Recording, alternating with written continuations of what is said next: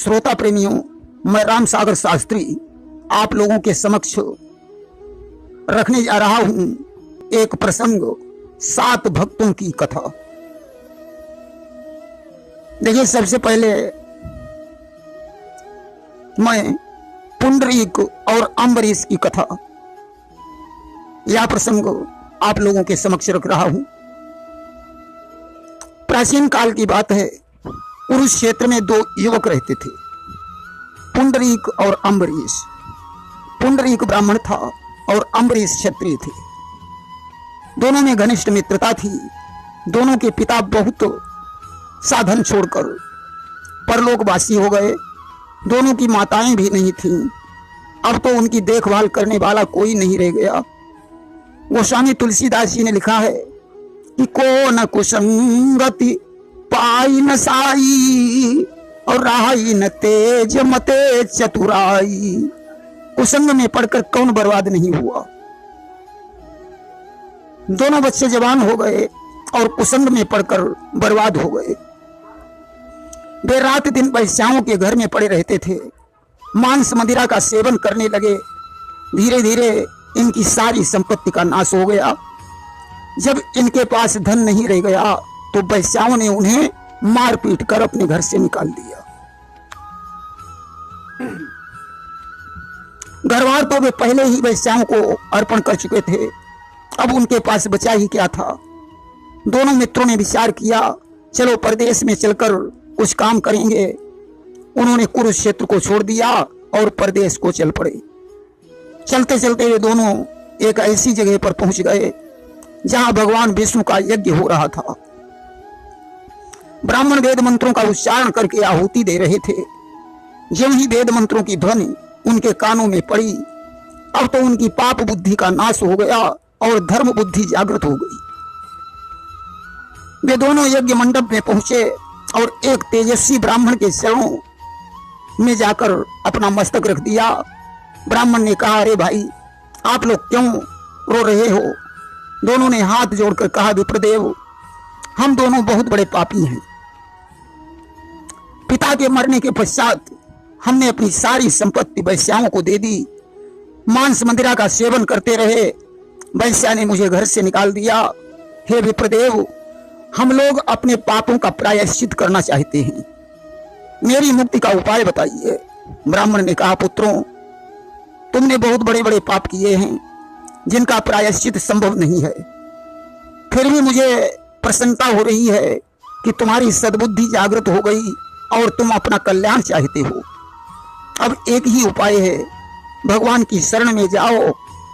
भगवान ही पतितों का उद्धार करने वाले, अशरण के शरण देने वाले हैं, वही तुम्हारा कल्याण करेंगे।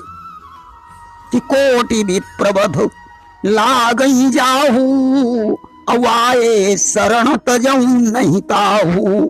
करोड़ों ब्राह्मणों का वध करने वाला भी भगवान की शरण में जाने से पाप मुक्त हो जाता है। उन्हें ब्राह्मण की बात समझ में आ गई। पुंडरीक ने अम्बरीश से कहा, मित्र, मेरे हृदय में भगवान की भक्ति जागृत हो गई है। अब तो मैं उनके दर्शन किए बगैर अन्न और जल नहीं ग्रहण करूंगा। अम्बरीश ने कहा, मित्र, मैं भी यही करूंगा। अब तो दोनों मित्र भगवान का स्मरण करते हुए तीर्थों का भ्रमण करने लगे। 6 दिन व्यतीत हो गए, दोनों ने अन्न जल को नहीं ग्रहण किया। 7वें दिन वे दोनों जगन्नाथपुरी में पहुंचे और भगवान जगन्नाथ के मंदिर के द्वार पर अपना माथा टेक कर रोने लगे। दोनों यही कह रहे थे, हे प्रभु, मैं पापी हूं, पापात्मा हूं। रात दिन मैंने पाप किए हैं, परंतु जैसा भी हूं, मैं आपकी शरण में हूं। मुझे अपना सेवक मानकर स्वीकार कीजिए। आने जाने वाले दर्शनार्थियों को उनके ऊपर दया आ रही थी। धीरे धीरे 10 दिन व्यतीत हो गए। उनका शरीर शिथिल हो गया, प्यास से गला सूख गया, परंतु दोनों ने भगवान का द्वार नहीं छोड़ा। 11वें दिन अम्बरीश मूर्छित हो गए। उनकी दशा देखकर पुंडरीक की आंखों से आंसू बरसने लगे। वह चिल्लाने लगा, हे राधा रमण, अब मुझ में सामर्थ्य नहीं रही, हमारी दुर्दशा पर तरस खाओ। हमारे पापों को क्षमा करके दर्शन दो। अब तो उनकी करुण पुकार पर भगवान द्रवित हो गए। आज पतितों का उद्धार करने वाले दीनानाथ साथ साथ प्रकट हो गए और दोनों भक्तों को उठाकर अपने हृदय से लगा लिया। उनके साथ बैठकर भगवान ने भोजन किया। पुंडरीक और अम्बरीश ने की अभिलाषा पूर्ण हो गई। सत्य ही कहा गया है, कोई कितना भी बड़ा पापी क्यों न हो, अगर किए गए पापों के लिए पश्चाताप करे और भगवान के सामने रो रो कर अपने पापों को प्रकट करे और उनसे क्षमा मांगे, तो भगवान की कृपा से उसके पापों का शीघ्र नाश हो जाता है और वह भगवान के दुर्लभ दर्शन पाकर कृतार्थ हो जाता है। भक्त आरण्य मुनि की कथा। सतयुग के अंत में एक मुनि का जन्म हुआ जिनका नाम आरण्य था। आरण्य किसी जंगल में अपना आश्रम बनाकर रहते थे। एक बार की बात है, उनके आश्रम में कपिल देव जी पधारे। आरण्य ने उन्हें सुंदर आसन प्रदान किया और श्री राम की भक्ति का उपदेश देने के लिए कहा। कपिल देव ने उन्हें श्री राम की भक्ति का उपदेश दिया, जिसे सुनकर आरण्य के हृदय में भगवान राम के साक्षात दर्शन करने की लालसा जागृत हो गई। उन्होंने कपिल देव से कहा, प्रभु क्या मुझे कभी श्री राम के दर्शन हो सकेंगे? कपिल देव बोले, हे मुनिश्रेष्ठ, आपको भगवान श्री राम के दर्शन अवश्य होंगे। आरण्य ने कहा, प्रभु मुझे राम के दर्शन किस प्रकार होंगे? कपिल देव ने कहा, जब रावण को मारकर भगवान राम अश्वमेध यज्ञ करेंगे और दिग्विजयी घोड़े को लेकर उनके छोटे भाई शत्रुघ्न लाल तुम्हारे आश्रम से होकर गुजरेंगे, उनसे पता पाकर तुम भगवान श्री राम के साक्षात दर्शन कर सकोगे और उन्हीं में लीन हो जाओगे। कपिल देव तो वहां से चले गए। इधर आरण्य मुनि भगवान श्री राम के रूप का चिंतन करने लगे। धीरे धीरे लंबा समय व्यतीत हो गया। एक दिन की बात है, आरण्य भगवान के ध्यान में मग्न थे। ज्यों ही उन्होंने अपनी आंखें खोली तो आश्रम के द्वार पर उन्हें एक सुसज्जित घोड़ा दिखाई पड़ा, जिसके पीछे बहुत सी सेना थी। आरण्य को देखकर एक सुंदर राजकुमार ने रथ से उतरकर मुनि के चरणों में प्रणाम किया। मुनिवर ने उस राजकुमार से परिचय पूछा। उसने कहा, मैं अयोध्या सम्राट श्री राम का अनुज हूं। मेरा नाम शत्रुघ्न है। नाम सुनकर आरण्य को कपिल मुनि के वचनों की याद आ गई और वे प्रसन्नता से झूम उठे। उन्होंने कहा, राजकुमार मुझे श्री राम के पास ले चलो। आज शत्रुघ्न के सहित आरण्य मुनि अयोध्या में पहुंचे तो उन्होंने यज्ञ मंडल में मुनियों के मध्य में विराजमान भगवान श्री राम को देखा। भगवान का दिव्य दर्शन करके आरण्य मंत्र मुग्ध हो गए। वे एकटक भगवान को देखते रहे। उनकी पलकें चलना बंद हो गया, शरीर पुलकित हो गया। मुनि की ऐसी दशा देखकर भगवान राम उठकर खड़े हो गए और उन्होंने मुनि के चरणों में सादर प्रणाम किया। आरण्य मुनि ने प्रभु को शीघ्र दोनों भुजाओं में उठाकर हृदय से लगा लिया। राम ने मुनि के चरणों को धोकर चरणोदक का पान किया। भगवान की भक्त वत्सलता को देखकर आरण्य मुनि खुशी से पागल हो गए। उछल उछल कर चिल्लाने लगे, आज मैं धन्य हो गया। सभी के देखते देखते उनका ब्रह्मरंध्र फट गया। बड़े जोर से एक शब्द हुआ, उनके शरीर से एक दिव्य तेज निकला और भगवान श्री राम के शरीर में समाहित हो गया। महर्षि कंडू की कथा। महर्षि कंडू बड़े तपस्वी महात्मा थे। एक बार उनकी तपस्या से भयभीत होकर इंद्र ने तपस्या में विघ्न डालने के लिए प्रेम लोचना नामक परम सुंदरी अप्सरा को भेजा। प्रेम लोचना ने जाकर मुनि की तपस्या भंग कर दी। मुनि उसकी रूपाग्नि में पतंगे बन गए। उन्होंने तपस्या छोड़ दी और अप्सरा के साथ विहार करने लगे। विहार करते करते 1600 वर्ष बीत गए। अब तो उन्हें संध्या बंदन और पूजा पाठ से कोई मतलब ही नहीं रहा। वह प्रेम लोचना के प्रेम में ऐसे डूब गए कि सूर्य निकलता है और कब डूब जाता है उन्हें पता ही नहीं चलता। अप्सरा के प्रसंग से उनकी तपस्या नष्ट हो गई। एक दिन की बात है, 1600 वर्ष के बाद वे अप्सरा के साथ छोड़कर कुटिया के बाहर निकले तो उन्होंने भगवान सूर्य को अस्त होते हुए देखा। प्रेम लोचना उन्हें बाहर जाते हुए देख रही थी और उसने कहा कि हे देव, कहां जा रहे हो? कंडू ने कहा, संध्या बंदन करने जा रहा हूं। क्या तुम्हें दिखाई नहीं पड़ रहा है भगवान सूर्य अस्त हो रहे हैं या संध्या काल है? प्रेम लोचना ने कहा, देव, क्या आज नया सूर्यास्त हो रहा है? सूर्यास्त तो रोज होता था। आपने तो कभी संध्या बंदन नहीं किया, आज क्यों कर रहे हो? कंडू ने कहा, तुम मुझे प्रातः काल मिली थी और दिन भर मेरे पास रही। केवल एक ही दिन तो बीता है, अब संध्या काल है, मैं संध्या करने जा रहा हूं। प्रेम लोचना ने कहा, देव, मैं जिस प्रातः काल में मिली थी उसको आज 1600 वर्ष 6 महीने और 3 दिन हो चुके हैं। अब तो कंडू की आंखें खुल गईं। अरे, मैं पतित हो चुका हूं, मेरी तपस्या भंग हो चुकी है। उन्हें बड़ा पश्चाताप हुआ और वे क्रोधित होकर प्रेम लोचना से बोले, अरे सर्पिणी, तूने मुझे डस लिया, तूने मेरी तपस्या को नष्ट कर दिया। अब शीघ्र ही मेरी आंखों के आगे से ओझल हो जा। प्रेम लोचना गर्भवती थी। उसने विचार किया, मुझे शीघ्र ही यहां से चली जाना चाहिए, अन्यथा कंडू मुझे श्राप दे देंगे। प्रेम लोचना वहां से पलायन हो गई। अब तो तपभ्रष्ट कंडू पश्चाताप करके रोने लगे। भगवान को पुकारते पुकारते बेहोश हो गए। आज भगवान उनकी दीन दशा पर द्रवित होकर प्रकट हो गए।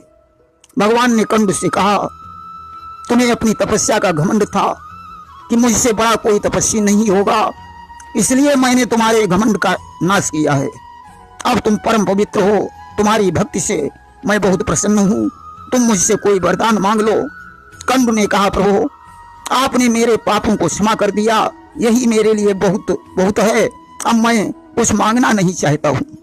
इतना कहकर कंडू मुनि ने भगवान के सामने ही अपने शरीर को छोड़ दिया और उनकी दिव्य ज्योति भगवान के शरीर में समाहित हो गई। महर्षि अगस्त और राजा शंख की कथा। राजा शंख हय वंशी राजा श्रुतामिधान के पुत्र थे। वे भगवान के बड़े भक्त थे। उन्हें भगवान के दर्शन की बड़ी उत्कंठा थी। एक बार वे करुणापूर्ण शब्दों में भगवान की स्तुति कर रहे थे। अचानक उनके कानों में एक मधुर वाणी सुनाई पड़ी, हे मेरे प्यारे भक्त, मैं तुम पर बहुत प्रसन्न हूं, किंतु अभी दर्शन नहीं दे सकता हूं। 1000 वर्ष के पश्चात तुम्हें मेरे दर्शन होंगे। तुम्हारी तरह महर्षि अगस्त भी दर्शन के लिए व्याकुल हैं, जो वेंकटेश पर्वत पर तपस्या कर रहे हैं। तुम भी उन्हीं के पास चले जाओ, मैं तुम्हें उसी पर्वत पर दर्शन दूंगा। राजा शंख भगवान की वाणी को सुनकर बड़े प्रसन्न हुए। वेंकटेश पर्वत पर एक सुंदर आश्रम बनाया और वहीं भगवान का गुणगान करने लगे। अगस्त भी उस आश्रम के घेरे में आ गए। ऋषि मुनियों का सत्संग होने लगा। दर्शनों की लालसा से तमाम भक्तों की भीड़ हो गई। ज्यों-ज्यों दिन बीतते जाते थे, त्यों-त्यों अगस्त और शंख को भगवान के दर्शन की उत्कंठा बढ़ती जाती थी। धीरे धीरे 1000 वर्ष बीते। भगवान वहां प्रकट हो गए। वे दिव्य विमान पर बैठे हुए थे। उनका तेज करोड़ों चंद्रमाओं के समान शीतल था। शंख, चक्र, गदा और पद्म धारण किए हुए भगवान को देखकर अगस्त और शंख आनंद विभोर हो गए। भगवान ने अगस्त से कहा, मैं तुम्हारे कठोर तप से अति प्रसन्न हूं, मुझसे कोई वरदान मांगो। अगस्त ने कहा, देव, आपके दर्शन के पश्चात अब मुझे क्या चाहिए? मैं तो सिर्फ आपके चरण कमलों आपकी निरंतर भक्ति चाहता हूं। भगवान ने तथास्तु कह दिया। देवताओं ने भगवान से प्रार्थना की, प्रभु आप इस पवित्र वेंकटेश पर्वत पर सदैव निवास करें और दर्शनार्थियों की कामनाएं पूरी करें। भगवान ने उनकी प्रार्थना स्वीकार कर ली।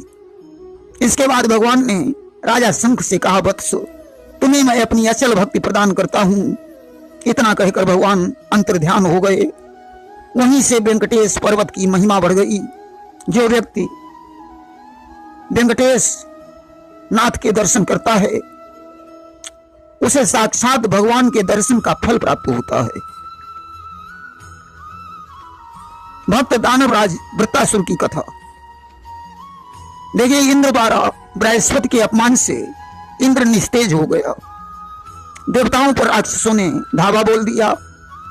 इंद्र विश्वरूप की शरण में पहुंचा और उन्हें अपना गुरु बनाया। विश्वरूप पर संदेह होने के कारण इंद्र ने उन्हें मार डाला। उसके पिता त्वष्टा ने विश्वरूप के शरीर का मंथन करके दानवराज वृत्तासुर को प्रकट किया। वृत्तासुर ने घनघोर तपस्या करके ब्रह्मा से वरदान प्राप्त किया कि मेरी मृत्यु किसी लकड़ी या धातु से बने हथियार से नहीं हो। न मैं गीली चीज से मारा जाऊं और न सूखी चीज से। ब्रह्मा जी ने एवमस्तु कह दिया। अब तो इसने स्वर्ग पर चढ़ाई कर दी और इंद्रासन को छीनकर स्वयं राजा बन गया। देवता भगवान विष्णु की शरण में गए। उन्होंने देवताओं को हड्डियां मांगने के लिए महर्षि दधीच के पास भेजा। उनकी हड्डियों से वज्र का निर्माण हुआ। और इधर एक दिन की बात है, वृत्तासुर के पास सनकादिक ऋषि पहुंचे। वृत्तासुर ने उनका यथोचित सत्कार किया और भगवान विष्णु का महात्म्य सुनाने के लिए कहा। सनकादि ने वृत्तासुर को भगवान विष्णु की महिमा सुनाई। उन्होंने कहा, सारा संसार भगवान विष्णु में ही स्थित है। यह उन्हीं से उत्पन्न होकर उन्हीं में लय हो जाता है। जब मनुष्य दिव्य दृष्टि से सबको ईश्वरमय देखता है तभी ब्रह्म का स्वरूप प्रकट होता है और वह भगवान को प्राप्त कर लेता है। सनकादि के वचनों को सुनकर वृत्तासुर भगवान की भक्ति में डूब गया और आसक्ति रहित होकर निर्भयता से शत्रुओं के बीच रहने लगा।